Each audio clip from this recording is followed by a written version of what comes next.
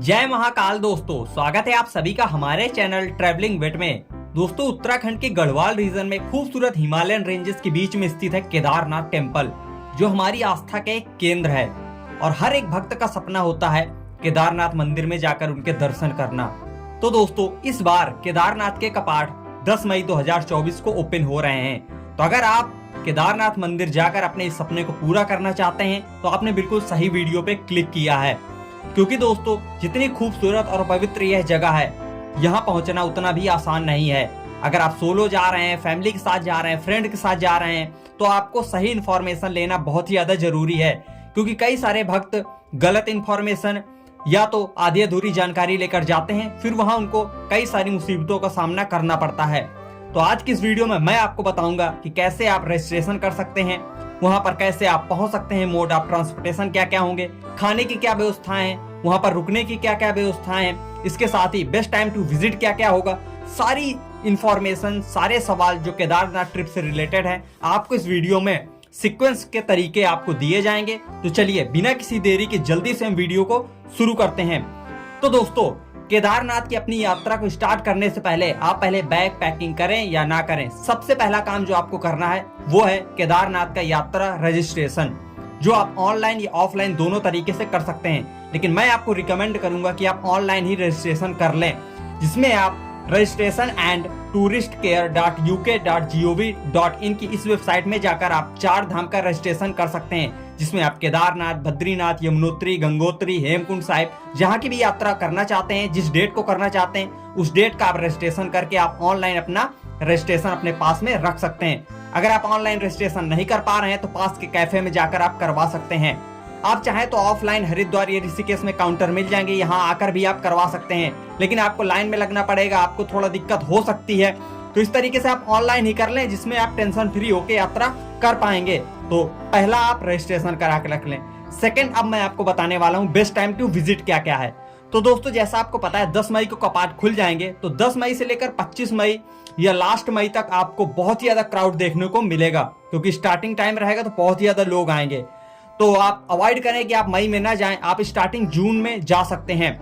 बाकी जून में भी बहुत ही ज्यादा बच्चों की छुट्टियां हो जाती हैं, हॉलीडेज रहती हैं, तो क्राउड मई या जून में बहुत ज्यादा रहता है। तो अगर आप इस 2 महीनों को अवॉइड कर सकते हैं तो बहुत ही ज्यादा अच्छा है। बाकी जुलाई और अगस्त तो रेनी सीजन रहता है, तो उस टाइम पर आप बिल्कुल भी मत जाएं। बेस्ट टाइम टू विजिट मेरे अकॉर्डिंग जो रहता है वो है अक्टूबर और स्टार्टिंग नवंबर में। इस टाइम मौसम बिल्कुल प्लीजेंट रहता है, होटल्स और टेंट के प्राइस भी कम हो जाते हैं, खाने के भी कोई दिक्कत नहीं होती, क्राउड भी कम होता है, दर्शन भी बहुत इजीली हो जाते हैं। मतलब कुल मिलाकर यात्रा बहुत ही सुगम और सरल हो जाती है अक्टूबर और स्टार्टिंग नवंबर में। तो अगर आपके पास टाइम है तो आप अक्टूबर में ही अपनी यात्रा का प्लान करें। बाकी मैंने आपको बता दिया, जैसा आपको ठीक लगे आप उसी डेट को अपना रजिस्ट्रेशन करा के अपनी यात्रा को स्टार्ट कर दें। अब बात करते हैं कि केदारनाथ हम कैसे पहुंच सकते हैं।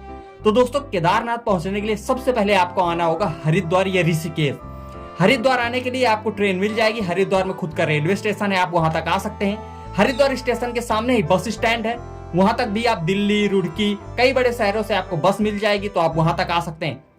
हरिद्वार की दोस्तों मैंने ऑलरेडी वीडियो बना दी है, जिसमें मैंने संपूर्ण बजट और कौन कौन से प्लेसेस घूमने चाहिए सब कुछ मैंने बताया है, तो आप जाकर देख सकते हैं। ऋषिकेश की भी मैंने वीडियो बना दी है, तो वो भी आप जाकर चेकआउट कर सकते हैं। दोस्तों, इसके साथ ही अगर आप फ्लाइट से आना चाहते हैं तो नजदीकी एयरपोर्ट है देहरादून का जॉली ग्रांट एयरपोर्ट, वहां तक आ जाइए। फिर वहां से आप बस द्वारा हरिद्वार या ऋषिकेश पहुंच सकते हैं। फिर वहां से आपको हरिद्वार स्टेशन के बाहर ही हरिद्वार का बस स्टैंड मिल जाएगा, जहां से सुबह जल्दी 4 बजे, 5 बजे, 6 बजे, 7 बजे तक आपको वहां से बसेस सोनप्रयाग के लिए मिलती हैं, क्योंकि आपको हरिद्वार से सोनप्रयाग पहुंचना होगा, जिसकी दूरी लगभग 250 किलोमीटर है। तो वहां से आप बस द्वारा जा सकते हैं। बस के प्राइस की बात करें तो 600 से 700 रुपए रहता है। इसके साथ ही अगर आप शेयरिंग कैब से जाना चाहते हैं तो उसका प्राइस लगभग 1000 रुपए रहता है। सुमो शेयरिंग से अगर आप जाना चाहते हैं टाटा सुमो से, तो उसका प्राइस भी ऐसे 900 से 1000 रुपए के बीच में रहता है। तो इस तरीके से आप सोनप्रयाग पहुंच जाइए। दोस्तों, इसके साथ ही अगर आप प्राइवेट कैब से जाना चाहते हैं 4 सीटर, तो उसका प्राइस लगभग 4500 से 5000 रहता है। टाटा सुमो अगर आप बुक करके जाना चाहते हैं 8 सीटर, तो उसका प्राइस लगभग 5500 से 6500 तक जा सकता है। बाकी दोस्तों, आप बार्गेनिंग करके कम ज्यादा करा सकते हैं। तो इस तरीके से मैंने आपको सारे तरीके सोनप्रयाग पहुंचने के बता दिए हैं। आप चाहें तो ऋषिकेश से भी जा सकते हैं, वहां से भी आपको बस, प्राइवेट कैब, टाटा सुमो, हर तरीके का मोड ऑफ ट्रांसपोर्टेशन सोनप्रयाग के लिए मिल जाएगा। दोस्तों हरिद्वार से सोनप्रयाग का सफर लगभग 250 किलोमीटर का होगा, जिसमें आप देवप्रयाग रुद्रप्रयाग होते हुए आप शाम तक 8 से 10 घंटे में आप सोनप्रयाग पहुंच जाएंगे। अब सोनप्रयाग में दोस्तों रुकने की बहुत ज्यादा व्यवस्थाएं हैं। वहां पर आप होटल्स ले सकते हैं, डॉर्मेट्री ले सकते हैं, टेंट भी कई जगह पर उपलब्ध करा दिए जाते हैं। कई सारे दुकान होते हैं लोकल, तो वो लोग टेंट प्रोवाइड करा देते हैं। तो डॉर्मेट्री की अगर कॉस्ट की बात करूं तो 700 से 800 रुपए रहता है। बाकी अगर आप एक हॉल लेना चाहते हैं तो उसका प्राइस भी लगभग 2500 से 3000 तक रहता है। तो दोस्तों आप फ्रेंड्स लोग रहोगे, अगर आप बजट में यात्रा कर रहे हैं तो आप टेंट लेकर वहां स्टे रात भर का ले सकते हैं, क्योंकि एक रात की ही बात है। बाकी खाने पीने की बात करें तो 150 से 200 में आपको बढ़िया खाने की थाली भी मिल जाएगी, तो कोई दिक्कत नहीं आने वाली है। बाकी अगर आप प्राइवेट अपनी गाड़ी लेकर आए तो पार्किंग की भी वहां पर कोई समस्या नहीं आने वाली है। बाकी अगर आप सोनप्रयाग में नहीं रुकना चाहते हैं और बजट में रुकना चाहते हैं तो वहां से 500 मीटर पहले रामपुर में भी आप स्टे ले सकते हैं। वहां पर भी आपको कई सारे बजट ऑप्शन मिल जाएंगे। अब दोस्तों रात भर आप सोनप्रयाग में स्टे लीजिए और सुबह 3:30 बजे आप उठ जाइए गौरीकुंड के लिए। वहां से दोस्तों आप अपनी प्राइवेट गाड़ी बाइक नहीं ले जा सकते हैं, आपको प्राइवेट सुमो में ही जाना होगा, जिसका चार्ज 50 रुपए होता है। गौरीकुंड आपको सुमो वाले छोड़ देंगे, लाइन में लगना पड़ेगा, इसलिए आप सुबह जल्दी ही उठ जाइए। अब गौरीकुंड जाकर आप वहां स्नान कर सकते हैं, माता का मंदिर है वहां पर भी आप दर्शन कर सकते हैं। और दोस्तों गौरीकुंड से ही आपकी केदारनाथ का ट्रैक स्टार्ट होता है, जिसकी डिस्टेंस लगभग 16 किलोमीटर है। और यहाँ पर पहुंचने के लिए दोस्तों आपको लगभग 16 किलोमीटर के ट्रैक में आपको 5 पॉइंट पड़ेंगे, जिसमें पहला पॉइंट पड़ेगा भीमबली, रामबाड़ा, छोटी लिंचोली, बड़ी लिंचोली और फिर बेस कैंप, और फिर इसके बाद आप मंदिर पहुंच जाएंगे।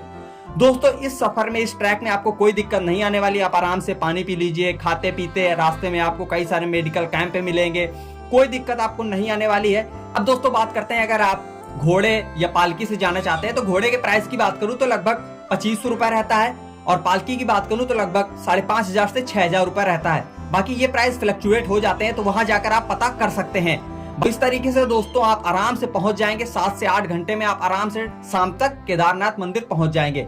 दोस्तों वहां पहले ही आप GMBN की ऑफिशियल वेबसाइट में जाकर आप टेंट ऑनलाइन बुक कर सकते हैं, क्योंकि दोस्तों पहले ही बुकिंग कर लें, क्योंकि मई जून में जाएंगे तो स्लॉट बहुत जल्दी भर जाते हैं। तो इस तरीके से आप नंदी कॉम्प्लेक्स भैरव बाबा टेंट में आप स्टे ले सकते हैं, जिसमें अगर पूरा कॉटेज की बात करूं तो उसमें 10 लोगों का प्राइस लगभग रहता है 3500 से 4000। अगर आप एक अपना बेड लेना चाहते हैं, टेंट लेना चाहते हैं, तो उसका प्राइस रहता है लगभग 700 से 800 रुपए। बाकी दोस्तों वहां पर कई सारे प्राइवेट कैंप वाले रहते हैं जो आपको 600 से 500 में भी आपको टेंट प्रोवाइड करा देते हैं, बाथरूम भी आपको अलग से वो दे देते हैं। तो दोस्तों इस तरीके से आप gmvnonline.com में जाकर आप ऑनलाइन अपनी बुकिंग कर सकते हैं, या वहां जाकर भी आप पता कर सकते हैं।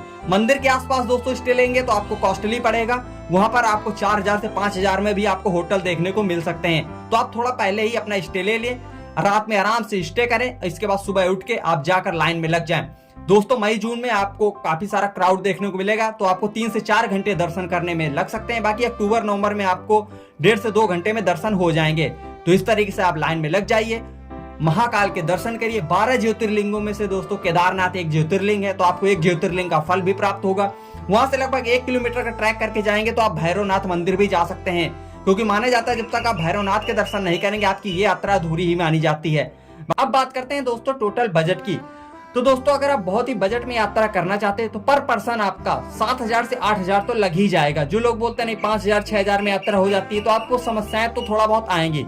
तो आप 7 से 8000 रुपए अपना लेके चलें।